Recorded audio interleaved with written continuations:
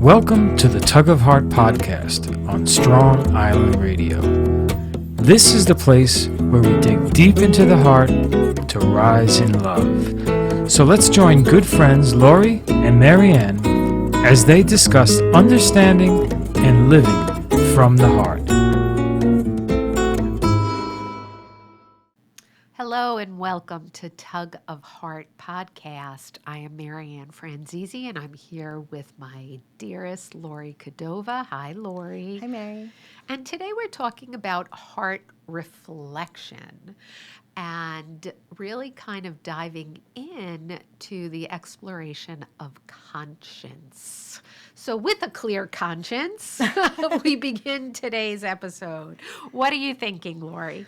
Well, I think it's appropriate coming from where we just were, talking about respect in terms of expect is to see and re is to go back and see again, closer, with reverence and a different intention, adding meaning to what you're looking at and for yourself. Yes. We've been introducing new aspects of the heart by way of, I guess, examining stories, right? Mm-hmm. Or better yet, like the life story. Let's call it the life story we each cultivate through the heart. Yes. It's a way of personal, I guess, conception of our unique being or essence that kind of pronounces our unique singularity, but at the same time, it reveals our concordance with one another, which implies a loyalty to the wholeness. And we cannot have that without having this loyalty to ourselves, because what's promised to the whole in honesty is the whole of ourself, ultimately. And it's accepted also as a work in progress as we do it. Mm-hmm. And I think our nature allows for it quite beautifully, in that we hold room for that free will and personal freedom to shift as we choose. It's always a choice, never against our will, because that's not conscience and that's not natural. That's legalistic. So we're talking about the heart. There is law and there is order, but it's natural law, natural order, not anything imposed. So our nature allows for that, and it's to me nature's way or creation's way of trusting us to find our own way in complete freedom to our most genuine self, which then we can give to others, because it also happens through them, because we never develop the self in segregation, period. Right. So when we come to conscience, so we've been talking, we talk about seeing, listening, a lot of senses, right? Mm-hmm. To define respect and to talk about basically what we make of life. We take some kind of input, decide what it means, and then we give something back. Beyond the five senses, there's so many, even common here. When we're talking about the heart, it is a way of seeing, but when you get into the heart, there's more of a merging of all senses, I feel like. And this comes back to consciousness, which I don't think we should confuse with conscience. So consciousness is just an awareness of that, of what's within, and that awareness of what's outside of us, or the whole of the universe, ultimately. But we talk about the senses, and so we say seeing, we say feelings, we say hearing. I think for conscience, most often it's referred to as the hearing, that voice, that inner voice, the voice of reason, the voice of God, some people say. Yeah. And I don't think it goes against anybody's beliefs to just have some respect for the history of it, culturally, and any religious connotations, because it does originate in that. But in this sense, when we talk about religion, I want to clarify this in case, just for down the road. Personally, I'm not opposed to religion. I'm not opposed to organized religion either. But I do want to say that when I'm talking about anything religious. I'm talking about that religion, right? That binding, to bind ourselves to something higher. And I think that it also must be done freely. So no, nobody's forced into any type of belief system or anything like that. But if they find of their own accord that works for them, they should. And that again comes back to the conscience, which is simply this inner knowing. It's all about becoming aware of our personal moral principles, that constitution we talk about. And it's recognizing this awareness we have inside of us and kind of accepting it for what it is, and also accepting it as a motivation to direct the way we behave, to direct what we do with it, how we interact in life outside of it. What do you think of that so far, Marion? Well, I think it's you're on the right path. Well, we're here to work do. it out together, so. Right, I do. I think Good. you're bringing us to deeper thinking about this. And it does take that deeper thinking, but it's always in baby steps. It's never, and it always has kind of, it's one of the most beautiful things I think that we have within us, and it's what also separates us from every other creation, is this freedom, but also this nature to be who we are in this freedom. So it allows us to reach our highest nature, but also to do it solely by our own choice. Like I was telling you when we had a quick talk about this last night, what separates us from a mama lion? She will take care of her cubs. Is this by conscience? Her nature kind of dictates that she will do that. We have that nature, you can say that also, but we also have a choice. And it's a choice as a mom you make every day. What kind of mom will you be? Yes, the quality. Right. Will I be lazy? Will I be loving? And I had also told you that I think because we have the choice, it really, really makes beautiful to me the whole truth of love. And that's that I freely choose to do this for my children, even though my nature is to care for them. So I'm able to do both, but it's still an authentic gift for me to be a mom. It's an authentic gift to have you as a friend. You don't do, I hope, out of obligation any things. And there is politeness and social norms and things like that. But what we're talking about runs a whole lot deeper. It's this ability to look inward for knowledge of ourselves that comes from within ourselves. Also, I just wanted to point out that I had got this idea when you were talking about the wasp, back to the wasp, with Lily. And you had said the sweetest fruit comes from that little sting sometimes. And I think that voice sometimes can sting, and I would call the sting in terms of conscience. You could go as far as shame, or if you get really friendly with your conscience and regularly interacting, it's just corrective. I really think it's very, it's an individual relationship. It's all about Right? And it really yes. depends on how you develop that relationship. And even though it is a very internal reflective process, that relationship can be severely influenced and even corrupted, I'll go as far to say, by outside beliefs, forces, restrictions.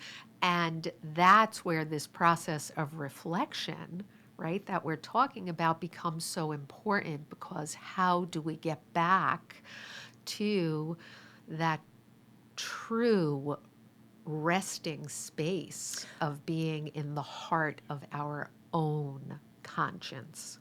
And I think that is And I a think- practice. I love it. I love that you're saying that, and I think it is a practice which implies repetition, and so it's a reflective practice where you return to it, do it again, and become comfortable with it. I also want to point out that the flip side of being free to make our own choices is we can fall under any type of influence. Ultimately, a conscience is a personal matter, so only we can correct this relationship. Yeah. We can have guides. We can allow people into our space. That's a different thing, but the responsibility does lie with us. And it's not as if there's a responsibility that lies within you, and to not meet it, you fall short. It's just to say that the means only you have for yourself in terms of conscience. Now, as to why we can get distracted from it or led the wrong way because of a lot of voices outside of us. Starting from a child, we're told very early on right and wrong, and our society will also do, which in a natural way I accept, with limits. Parents will often try to teach their children that good feels good, bad feels bad. That's that feeling. But I think we don't often speak of listening. Did this sound good before?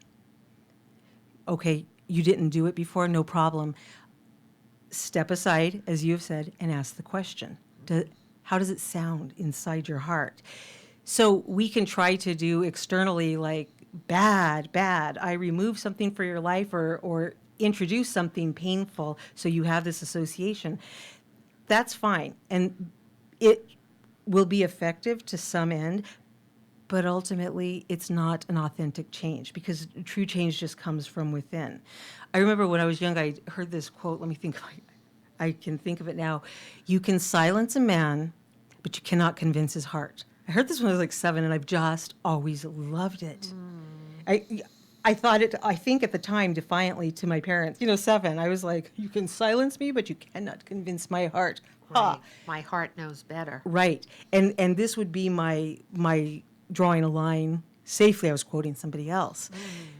But the fact remains that our parents can put thoughts in us. Society, I think more than parents, make a business of doing it. Yeah, for sure. Companies and so forth. But we're talking about the heart here. We don't go to Freud for the heart. So when we're talking about accessing the heart, we're not talking about that real loud residual mother in you or father, daddy issues. There are psychological components, and I completely think they have their place because we're made whole. We are that mind and body, and we need to get them working together in full cooperation. But we don't want to confuse something we read as right and wrong only because we read it. It has to line up with something in us. And we also don't want to loosely hand out things where that voice is guilt. That voice is shame. That voice is because I had something funky when I was. That could very well be that you have these existing voices, but the conscience probably lies under that. If I had to pinpoint it. Like Elijah, tradition holds for Jewish people. I think even historians, I would say at the time, have documented this, and among Christian faiths and Islam, the 3 monotheistic at least that I know of. Elijah is one of the greatest prophets, just tremendous. And what it was he was in line and familiar with that voice.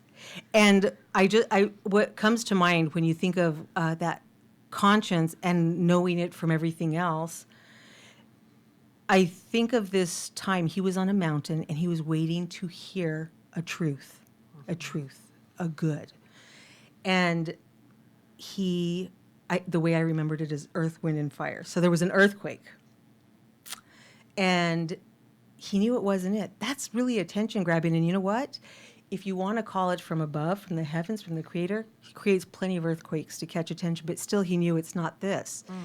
Next is this horrible storm, the wind, and then burning along the mountainside. All of these have been used even by God himself. But then comes the whisper, and that's the voice he listens to, and he got it right. And that's that quiet voice that comes from within. It doesn't compete because it has its dignity, its own precious dignity on its own. But the thing is, we can become really, really good at ignoring it. We can become very good at being loud ourselves to drown it out. And I think we have to remind ourselves in a way that conscience is not justification. So if I say, well, my conscience says, and shame on you, my conscience might say it, but that's not the nature of it. It's a personal guide for myself. So if I start trying to promote it like that or use it, weaponize it kind of, I think I would have kind of missed the mark. And I think sometimes we can be listening to the wrong thing if we're defensive, because this comes back to being the bees, like where you're listening to see what it reveals of itself.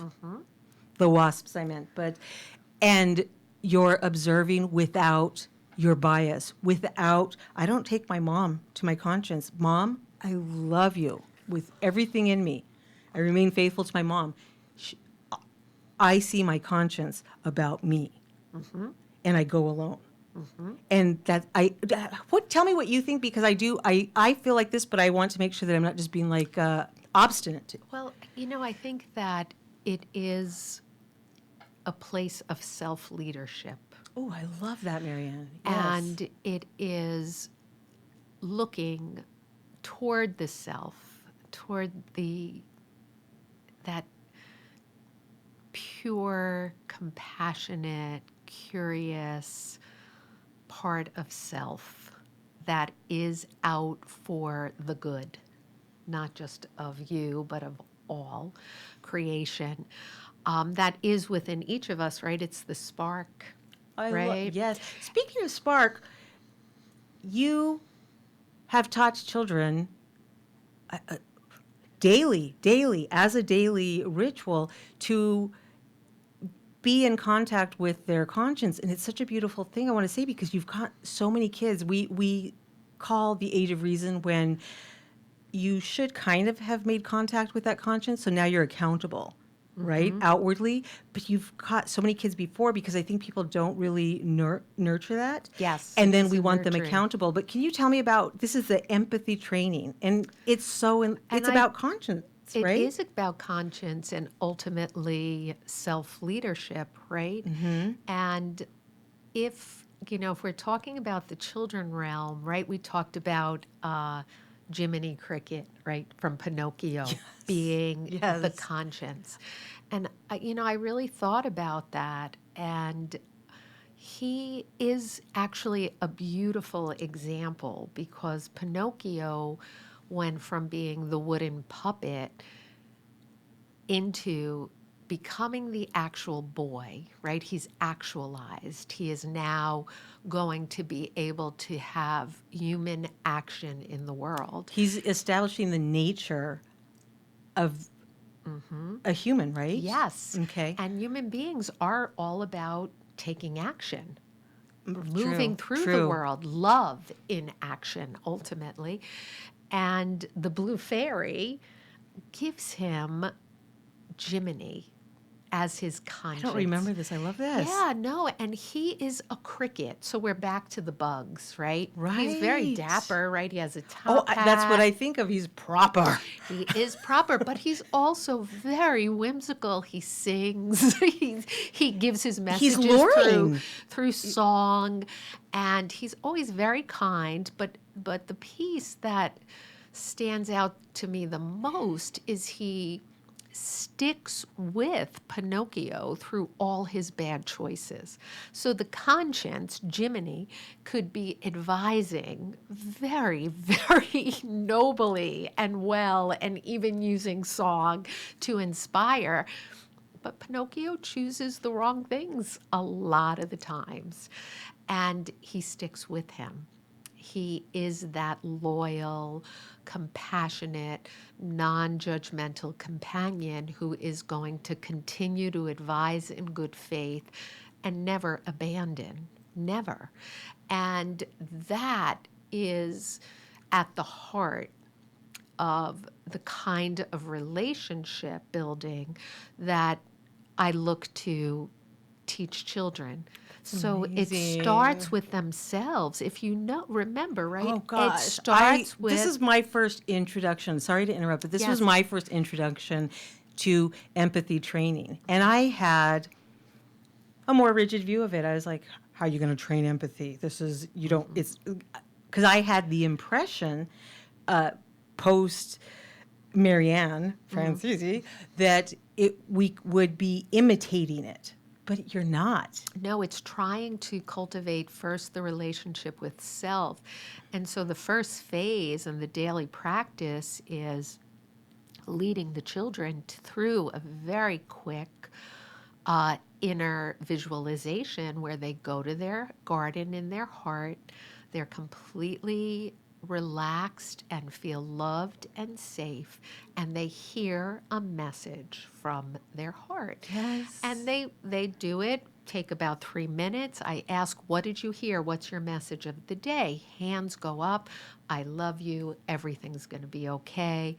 We've got this. No need to worry about your test. These very naturally reassuring messages of you are supported internally.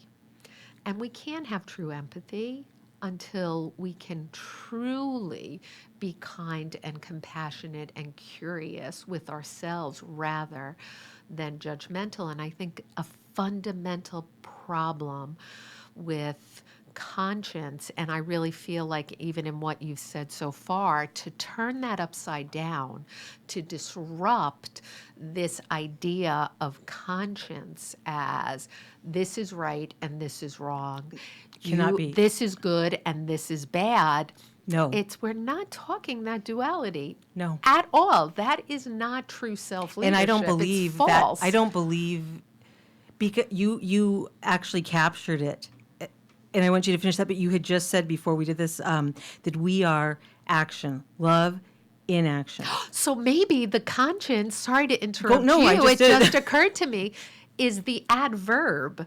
It's the ly. Yes. I am taking this action how? Right. With what quality That's are it. you bringing it forward? Amen, and that's sister. very inclusive, I think, it of is. all things. I think we're on to something Timidity here. is the adverb. I think it's you got to write him a letter. We've got to write him a letter. And it I'm makes not me kidding. think of the wasp again. Like, what is the bug in our ear, right? You talk about Put a bug in their hearing. ear, yes. What's the bug? Is It's- my conscience the fig wasp? Is it a cricket? And I think of all the crickets that overran our school, which we would never kill because of their song. Do you remember? Yes. I did. Right, and it would get so The loud Jiminy's. sometimes. I think too that Capture you them, have set them to free. you have to realize that what is being said is neutral, and a lot of times what we attribute to this harsh voice of conscience is our reaction to it. And so we get a message, and our reaction is shame, guilt, just pain, that sting, and so we say that is conscience. Move away because something hurts you. Move away. Right. But we have to realize that a conscience ultimately is interested in good.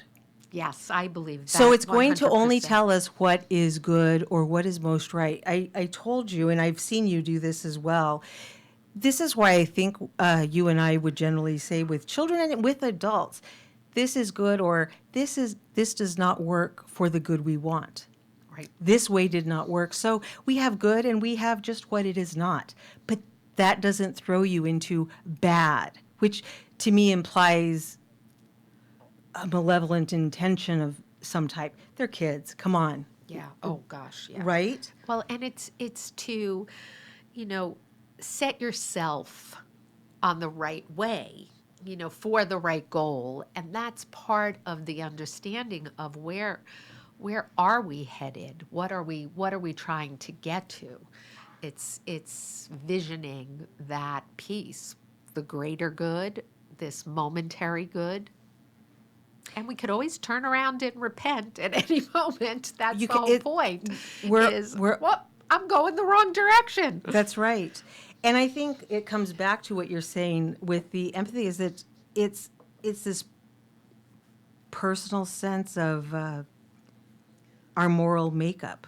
It's our own sense of our own self. Yes. And Before you put yourself in someone else's shoes, Right. like stand in your own. Remember I had What told does you it during feel Lent like? when I was saying that the fasting, I see it as more of, okay, I said I'm not going to eat till such and such time, and I'm having a real hard time getting my body to cooperate, or my body's just, I did it fine, but my body rejected it. Yes. It was very uncomfortable.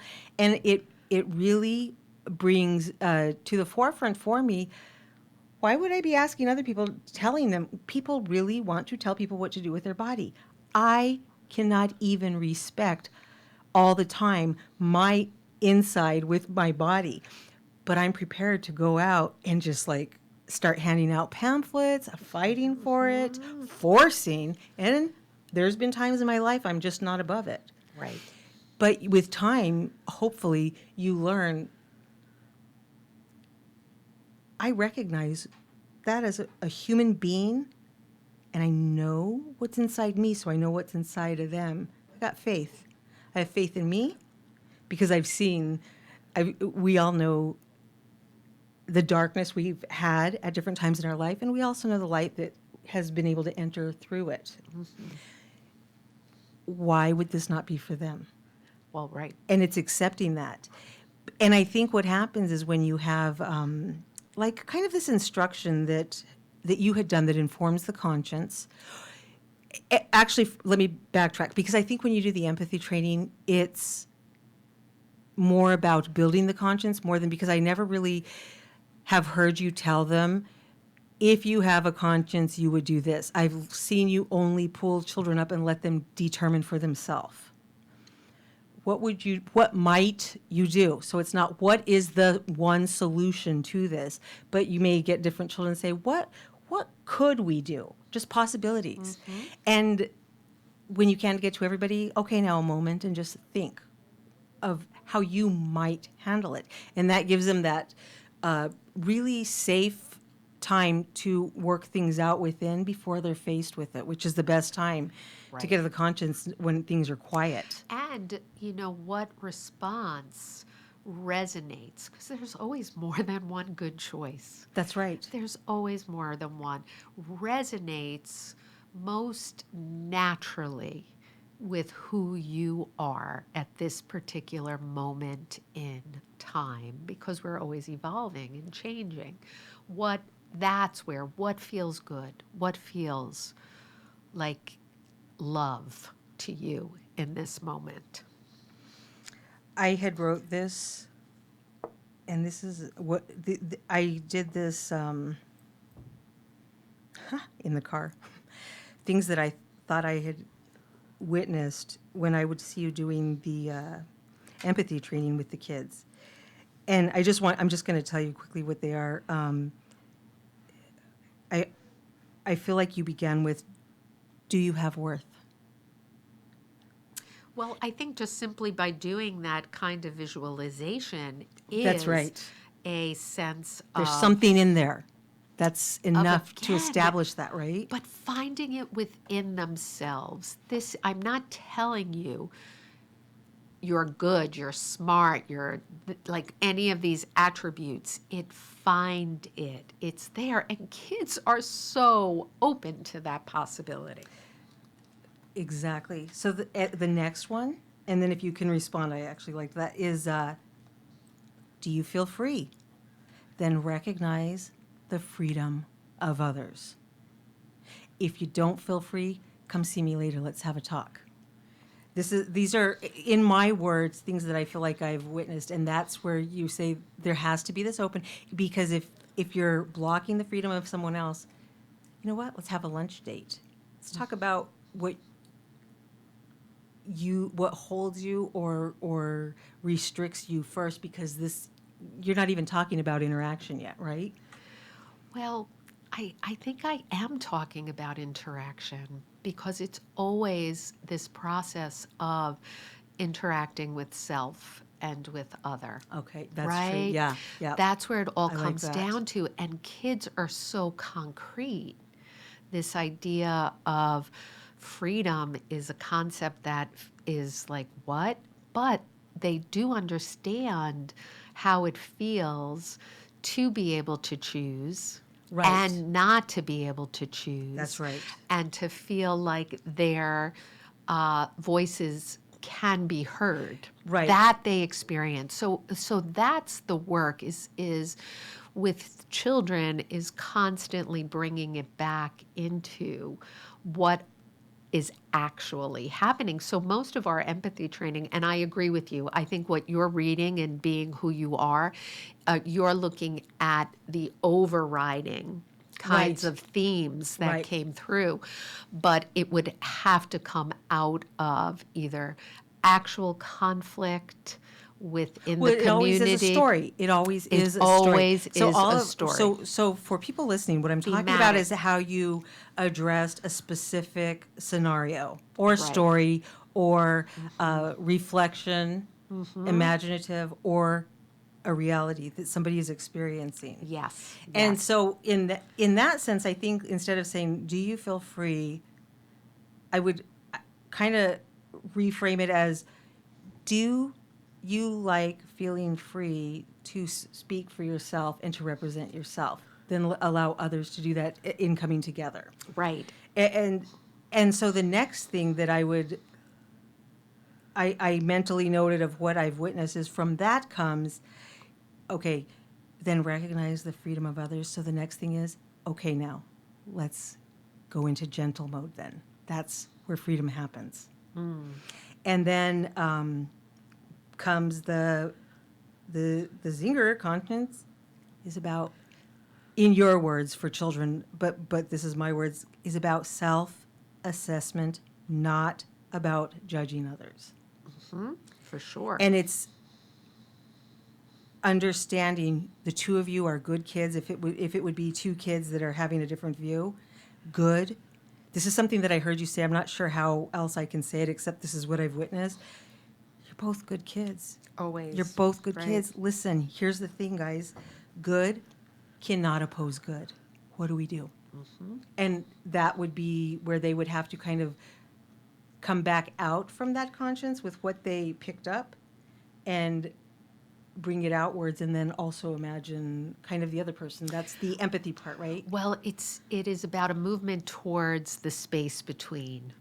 And yes, if the both sides, right, of a conflict, of the contradiction are good, right? They're good. Good kids. You're yeah. both good.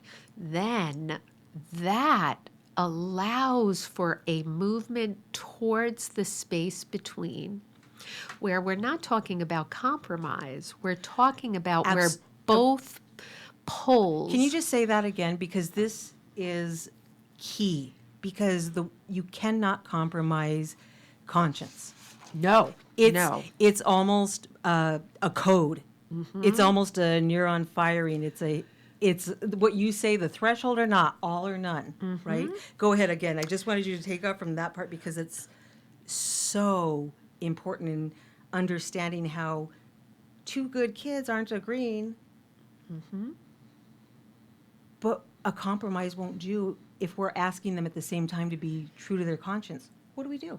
Right. And so And that's why I say you're crazy, because you trust them with it. No, I But I love it. do, I'm on because yours. I'm on that line of thinking It now. actually is a very simple space. Right. And it is also a playful space, right? It's where it's the two eyes of the soul. It's reason and love, right? Where we can be logical about it and break it down reasonably, where both can make sense.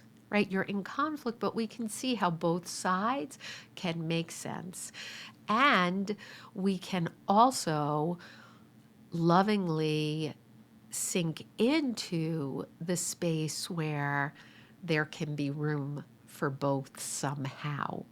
And that is very, very different than compromise. So, should I I love that. should I speak up or should I be silent, right? That like I'm in this tug, right? Because even conflict between children are just tugs Hey, between listen, two conscience hearts. is the tug of the heart. Yes. And it brings us yes. to our very first show where you talked about the stretching of the hide, right? The tug. Gentle, but let's stretch. We need to shape this. We need to shape this to work for both of us. Yes. Because we believe we can, because Principal Marianne believed we could. Right. So you are seeing it for them so that they can see it about themselves, right? Absolutely. I think that's the closest I've come to understanding empathy, because it's that entering in and making available to them the vision that you could see for them. And it's true freedom. There's where It the needs to true be. freedom of spirit. I think this is a good place to end, just because I would like to take this the next level to, and then we grow up. Dun, dun, dun. But what this looks like, because we're talking about how we can see very clearly with kids, you're both good. You're both good. You're both human. Right. Got it? So we can begin with our next one, talking about when you're adults, where does conscience, and I'm guessing it does not, play into, for me to be right, you got to be wrong. For me to win, there must be a loser. Right. So there's no space between Which for is understanding. because it also means for me to be free, you must be oppressed, is the very next horrible step that we make so comfortably, and only by repetition. We should never be so comfortable, and that's getting back to our conscience. Would you agree? I would agree to completely. make certain things should be uncomfortable. Yes. We'll start with Simone. We need to do more current events. So for our next one, we'll start with the Olympics. Yeah, definitely. And what we That's think a of beautiful it. example. Yeah, she's such a great example. Thank you for joining us. You can like and share this podcast, as well as Strong Island Radio. We're here with Bobby. Hi, Bobby. When you hear, Hello. that's not my conscience, that's Bobby in the overhead. Our just so you conscience know. is speaking. But also we can talk about partnering up for conscience, holding accountability and stuff. Nothing wrong with that if it's done in our free choice. Until next time, listen to your heart. That's the conscience. And farewell.